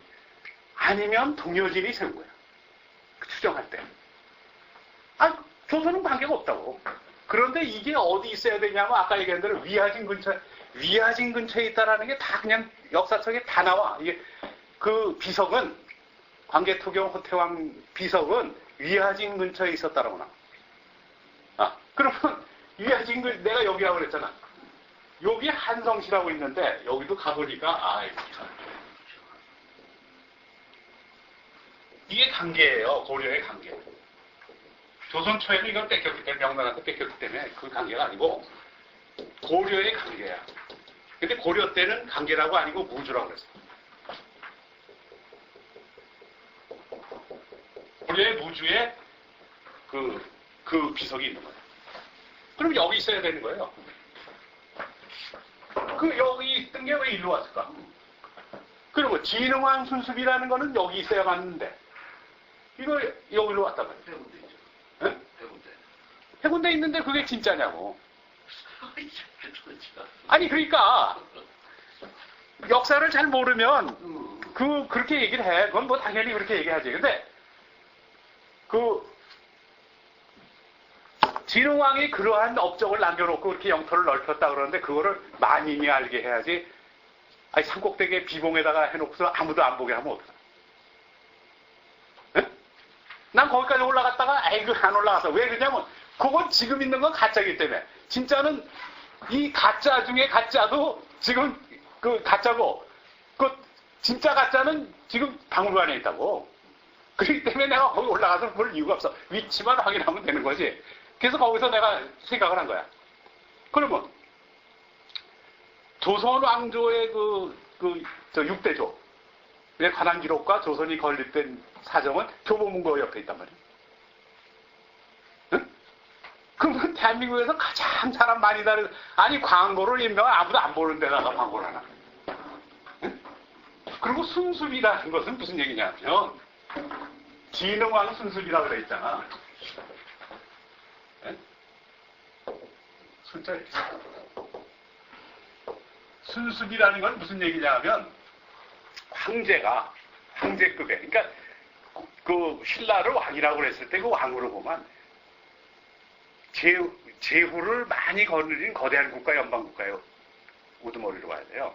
왕이라고 칭했는지 뭐 그건 모르지만 어쨌든 간에 순수비라고 썼을 때는 적어도 그 어마어마한 국가에서 그 황제급에 되는 사람이 돌아다닐 때 그 순수비라고 그러지 순행이라고 그러지 무슨 뭐 제후가 뭐 조그만 나라에서 다니는 걸 순수라고 안 그래. 그러니까 이 순수비라는 것은 만인이 보는데 요새로 치면 뭐 웹사이트 하나 만들어 놓고 그냥 거기다가 올리는 게 맞지 무슨 아무도 안 보는 데다가 뭐 일부러 갖다 놓는 게 아니에요. 그러니까 그거는 뭐 상식적으로 야 이게 위치가 엉터리다라는 건 금방 알아야 돼. 근데 그것도 글자 해석을 못해가지고 추사가 해석한 거야 그게. 이게 뭔지를 전혀 모르니까 그거 발견한 사람들이 이게 뭔가 하고 갑론을박하다가 이거 추사 선생한테 가면 되겠다 그래서 가서 물어보니까 야 이거 진흥왕 순수이다 그래서 아는 거야. 그러니까 또 이제 그런 게 또 무령왕릉 어떻게 된 거냐. 그러니까 또 이게 박격거세능은 어떻게 되는 거냐. 이게 이제 뭐 반도사관에서는 이제 금가옥조로 얘기해. 문무왕릉이 있고, 뭐, 무령왕릉이 있고, 무슨 뭐, 그 다음에 그 무령왕릉이 있고, 백제. 그 다음에 광개토 호태열제, 그 비가, 호태왕 비가 있는데 무슨 소리냐. 반도가 맞지. 그러니까 웃기는 얘기다 이거지. 이게, 무령왕릉 한번 가봤나? 가봤지? 그게 공동묘지라고. 그게 무령왕릉묘만 있는 게 아니야. 옆에, 얼마 안 떨어져서 다른 그 비슷한 무덤이 많아요. 그러면 그것을 지금 뭐 경주에 박혁거세 능이다. 박혁거세라는 사람의 능으로 만든 건 사실이지. 근데 그 위치가 아니라는 얘기죠. 무령왕릉도 무령왕릉으로 만들었지. 뭐 이 후손들이 만들었는지 뭐 그 역사를 조작하려고 만드는 건지 뭐 그건 몰라. 그런데 거기서도 결정적인 증거를 남겨놓은 게 뭐냐면 묘지명이라는 거예요. 적어도 시대적으로 봤을 때 그 고구려 백제 신라 때 그 화족들하고 관계로 봤을 때 화족들이 그 정의대장군 정의대장군이라는 아마 그 무슨 자코지 그러니까 말이죠. 그걸 주는 건데, 그러니까 그 상대방 국가에다가 이게 구라파로 치면 노르웨이 왕이 뭐 스웨덴 왕한테 무슨 자기 주는 거하고 똑같은 거예요. 그러니까 그 백제가 뭐 무슨 예를 들어서 뭐 남조나 뭐 북조의 속국이라 그걸 받는 게 아니고 외교 관례상 그렇게 하는 거예요. 국가를 승인할 때 그렇게 하는 거예요. 그러면 이게 정의대장군이다. 이런 정도에 어울리는 묘지명이냐 이거지. 이게 저 도자기로 해서 갖다 집어넣어놨는데 그런 묘지명이 들어가 있는 게 없어요. 그건 말도 안 되는 얘기야. 그러니까 나중에 뭐 그런 무령왕릉이라는 거를 증명하기 위해서 만들었든지 아니면 후손들이 뭐 대륙에 있던 거가 없으니까 여기 뭐 아무도 없으니까 백제왕릉이 어디가 있어? 그거라도 하나 만들자 해서 만들었는지 그건 모르지만 어쨌든 간에 원래 제 위치에 제대로 된 형태의 건 아니다. 이제 그런 거를 논문들이 많이 있어. 뭐 내가 뭐 그렇게 주자. 난 그 논문에 이제 동조를 하니까. 이 경주가 뭐 이 신라의 수도냐? 이래가지고 또 무슨 한창강이라는데 뭐 초장집에 와가지고 절해놓고 누가 돌아가셨냐는 식으로 이거 경주가 뭐 신라의 수도가 아니 뭡니까 이러면서 그 질문하는 사람들이 있더라고. 그래서 내가 그게 경주가 신라의 수도가 아니라는 거는 내 여러 가지 뭐 그게 있지만 내가 딱 두 가지만 얘기한다. 뭐 다른 거 얘기할 수 없다. 뭐냐? 삼국사기에 보면 신라 경주에 전국이 30개가 30개가 있고 거기에 관료들을 임명해가지고 관리를 했다 이거야. 그 건물이 뭐 관리를 해야지 그거 그냥 놔두면 되겠어. 우리 지금 경복궁, 창덕궁을 그냥 놔둬? 그 관리들이 다 그 보직 가지고 다 하잖아. 어마어마한 예산 가지고 그거 관리해야 되는 거 아니야. 이게 나와요. 삼국사기에. 그러면 그 30개나 되는 정궁이 있었는데 박씨왕들이 김씨왕들이 살던 집에서 살았을까? 또 뭐 석씨가 왕이 됐는데 김씨왕들이 살던데 그렇게 안 살아서 분명히 따로 나와. 그러니까 박씨는 양궁에서 살았고 그 다음에 이제 김씨는 본피궁 이게 맞는지 모르겠는데 그러니까 본피궁에서 살았고 또 사량궁에서 살았다. 이게 분명히 나와요. 김씨, 석씨, 박씨가 따로. 그러면 여기 경주에가 지금 그 신라 건국 때부터 거기 수도였고 고려 때 경주고 지금 근데 거기 사는 사람들이 그거 모를까? 이거 집이야 불탈 수도 있는 거고 일부러 무너뜨릴 수도 있고 그렇지. 그러면 근데 그게 어디 있었다는 걸 모를까? 이게 청와대를 옮겼어. 나중에 근데 그 청와대 어디 있었다는 걸 모를까? 한 몇백 년 지나서. 그런 식의 얘기를 하면 정말 웃기는 얘기. 그래서 이거를 내가 다음에 이제 신라의 수도가 어디냐 이걸 밝히는데 하도 어이가 없어서 내가 이거 사진 찍어서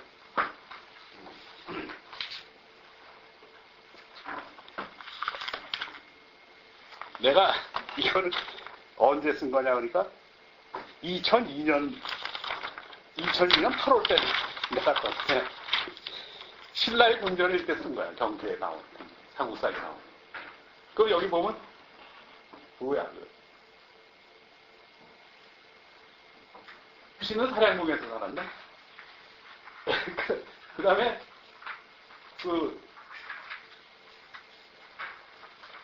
박씨는 양궁이고 정궁이 뭐 거기서 꼭 살았다는 게 보다도 그게 정궁이라 이래. 그 다음에 또 어디야? 왜 석씨는 안 나와? 석씨는 본필국이. 석씨가 본필국이. 이 석씨는 뭐 몇 명 안 되기 때문에 뭐 그건 뭐 의미가 없고. 그런데 그러면 이게 아니고 뭐 30개 중에서 3군데도 어딘지를 모른다는 말이 돼. 그럼 경주에 무슨 궁터가 있어? 네? 무슨 궁이 있었다는 증거가 있어요? 뭐 그것도 좋다 이거야. 좋은데 진짜 신라의 그 왕릉들을 가보니까 그 삼국사기 기록하고 맞는 게 뭐냐면 이 불교 신자들이기 때문에 거의가 다 불교 신자들이에요. 뭐 선도를 믿는 사람도 좀 있지만 박씨는 그 불교를 안 믿었지만 화장을 해서 산고를 한 사람도 있고 그건 뭐 무덤이 전혀 없어. 그런 사람들은 뭐 그 산고를 해서 나와. 근데 능을 만들 경우에는 거기다가 절을 짓거나 아니면 기본적으로 큰 절이 있는 옆에다 쓰거나 그래가지고 원찰이 있는 거야. 그러니까 뭐 예를 들어서 그 진흥왕이다 그러면 진흥왕 명복을 비는 그 담당하는 능 관리하고 그것도 뭐 제사 지내고 담당하는 절이 있어. 반드시. 근데 그러면 여기 경주에도 그러면 뭐 예를 들어 오릉도 있고 뭐 사릉도 있고 다 있잖아. 그 옆에 뭐 절이 있었다는 증거 있어? 네? 능은 있는데 이게 삼국사기 기록에는 그 원찰을 두고 그 뭐 새로 축조하거나 아니면 기본에 있는 절 근처였기 때문에 거기다 지정을 해서 했다. 그럼 무슨 절이지? 그래서 내가 삼국유사를 해가지고 누구 말 맞다가 뭐 우리 어느 선생 또 하듯이 이작듯이 비춰가지고 삼국유사에 나오는 절 이름을 한번 적어봤습니다. 그러니까 삼국유사에 191군데가 나오는데 지금 한반도에 있거나 있었다는 게 입증되는 게 같은 이름으로 한 거지. 이것도 가짜지만 12개밖에 안 나와요. 그럼 고려 강토에 191개의 절이 있었다고 그러는데 지금 우리가 확인할 수 있는 게 12군데다. 그러니까 뭐 고려는 또 좋아요. 조선의 경우도 그 우리나라 불교계에서 또 이건 또 잘해가지고 엄청나게 절에 대한 연구를 많이 했어. 그래서 4차 사전이라는 게 있어, 우리나라에. 그래서 그것도, 근데 그걸 또 왜, 뜻글자로 쓰나. 그것을 번역이라도 좀 해놓지. 아유, 이게 불교 용어가 돼가지고 무슨, 이 결정적인 순간에 이게 또 번역이 안 되는 거야. 죽을 팔자 걸린 놈이 한다고 그래가지고 다 내가 검토해 보니까, 4차 사전 사는 게 돈이 아까워가지고, 도서관에서 빌려다가 하다가, 이게 정말 아들이 죽는 게 낫다 그래가지고 그냥 사서, 그걸 다 해보니까 전부 있었던 절이야. 뭐 이렇게 딱 하면은 그냥 뭐 고려 때 있었던 절, 신라 때 있었던 절, 뭐 백제 때 있었던 절이지, 있는 절이 하나도 없어. 뭐 역사상으로 나오는 절이. 그러면 뭐 이거 이상하잖아. 아니 위치가 어딘지도 모른다는 게 말이 되냐. 그래서 그거를 충분히 아시고 진짜 불국사를 가보니까 근데 또 완서는 그게 아니래. 또 거기는 진짜 불국사가 될 수가 없다. 내가 대판 싸웠는데 거기까지 가가지고 내가 사찰 둘러볼 때 내가 안 갔었거든. 딴 데 가가지고 내가 석굴암 갔다 왔거든. 그랬더니 부어가지고 기분이 되게 나빴던 모양이야. 그게 어떻게 불국사가 되냐 그래가지고 한번 딴 적이 있는데 무슨 이제 우스갯소리 내가 하는 얘기고 그 토함산 산중에 있다고 그러나 아주 심산유곡에 있어. 근데 재밌는 게 지금 이름을 불도사로 바꿨어, 불도사.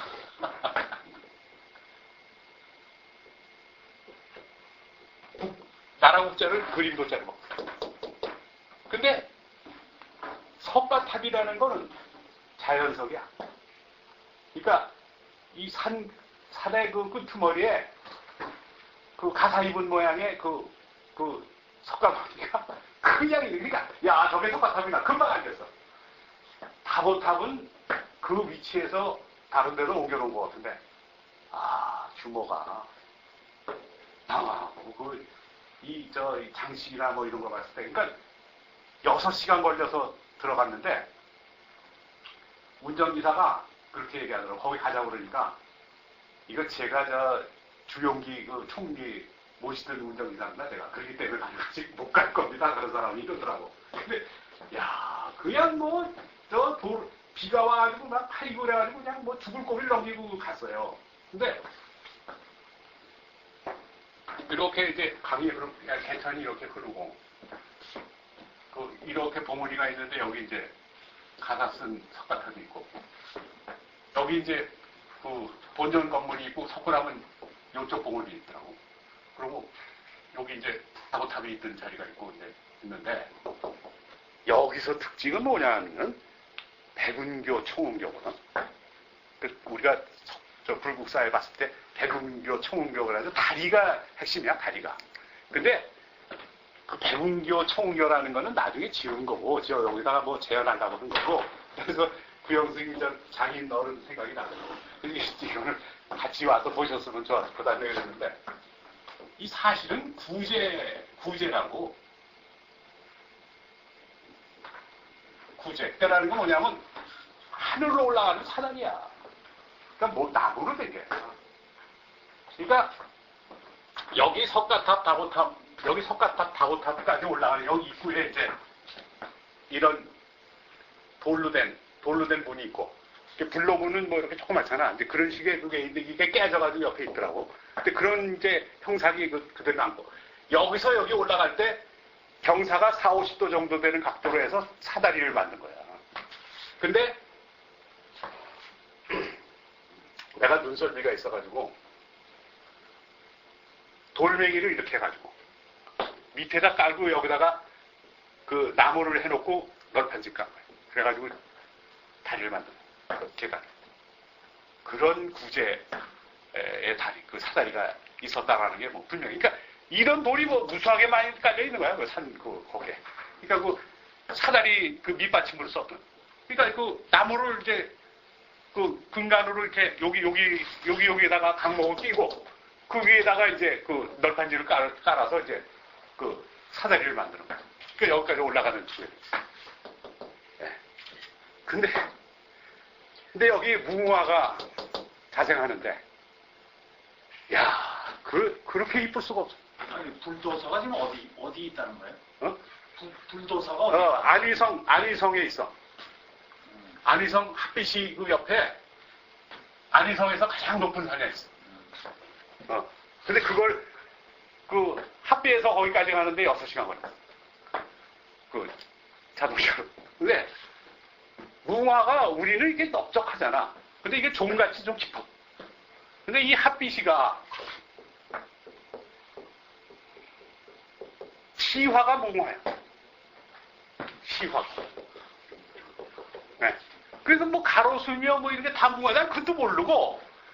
아니 거기 불국사 근처에서 무궁화가 아니 야 이렇게 무궁화가 아름답고 이게 진짜 무궁화구나. 그리고 이제 그런 거 있었는데 나중에 가보니까 하필 또 나중에 가보니까 거의 시화가 무궁화라서 아이 진짜 아니 뭐 물어보지도 않고 그냥 뭐 터키 콧방귀에 놀랐다는 식으로 그렇게 무궁화가 자생해. 그래서 이제 그게 이쪽 동네 그러니까 여기의 특징은 뭐냐면 모란과 국화와 무궁화야. 매화는 이쪽 동네 얘기고, 이쪽 동네 얘기고, 매화는 그거 없어. 잘 맞지도 않고. 그러니까, 모란하고 무궁화. 그래서, 이쪽 동네, 서안시에 있는 건물에 대충 그 건물에 보면, 지붕 밑에 장식한 꽃이 무궁화하고 모란. 네.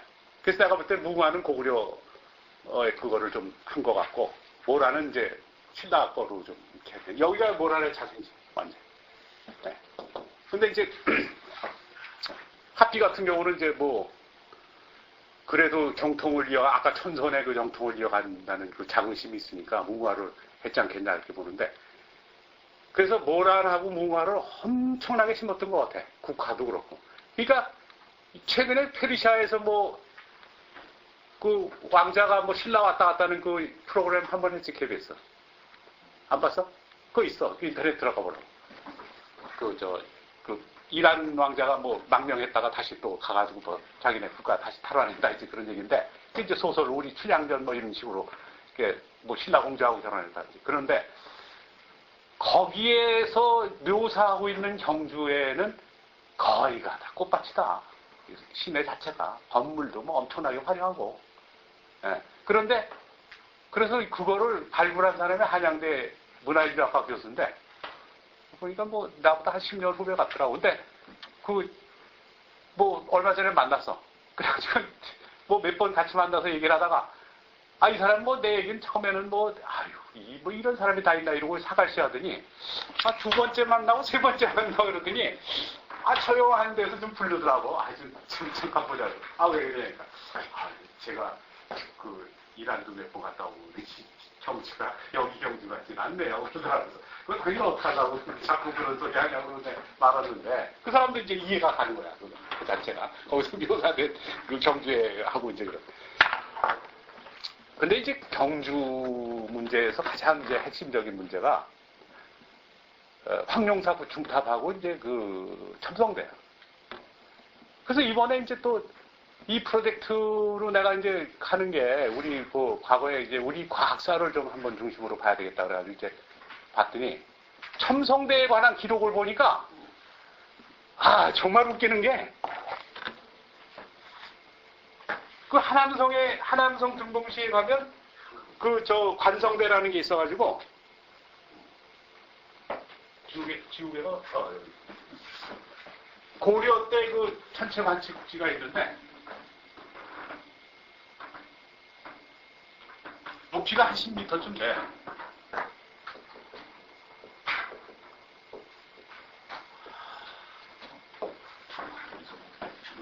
첨성대 첨자는 난 잘 모르겠네. 일단 첨성대가 있다. 근데 이제 이 고려 때 걸로 추정되는 이거는 뭐 이제 원나라 때 거라고 뭐 사기를 치는데, 이거는 한 10m 돼, 높이가. 그리고 이렇게도 있어.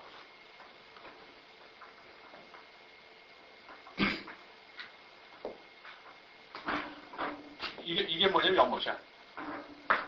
그래서 연못이 이렇게 두 개가 이렇게 돼 있어. 중간에 두 개. 그래서 물어보니까, 하늘에, 그러니까 우리가 육안으로 보는 별도 관찰했지만, 물에 비친 것도 관찰했다. 물에 비친 것도 변하잖아. 그리고 두 팀이 관찰한 거야. 한 팀이 관찰하면 산이 틀 가능성이 있다 이거야. 그래가지고 그걸 모르게 관찰해서 대조하는.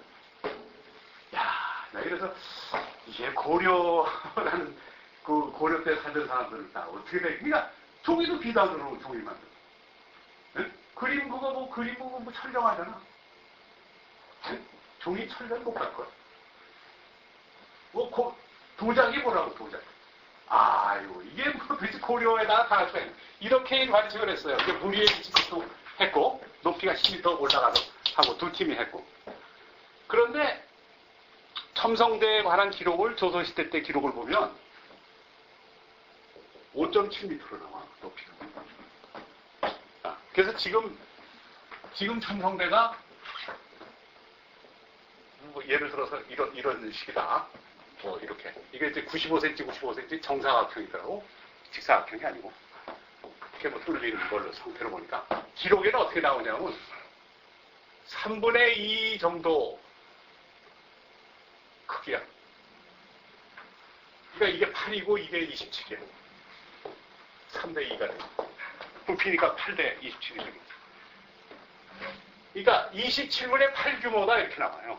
지금 여기 실측되어 있는 거, 이거 실측을 한 거하고 대조해보면 27분의 8이다. 근데 높은 기단 위에 있다 이렇게 나와. 그러니까 기단이 그래서 돼야 높은 기단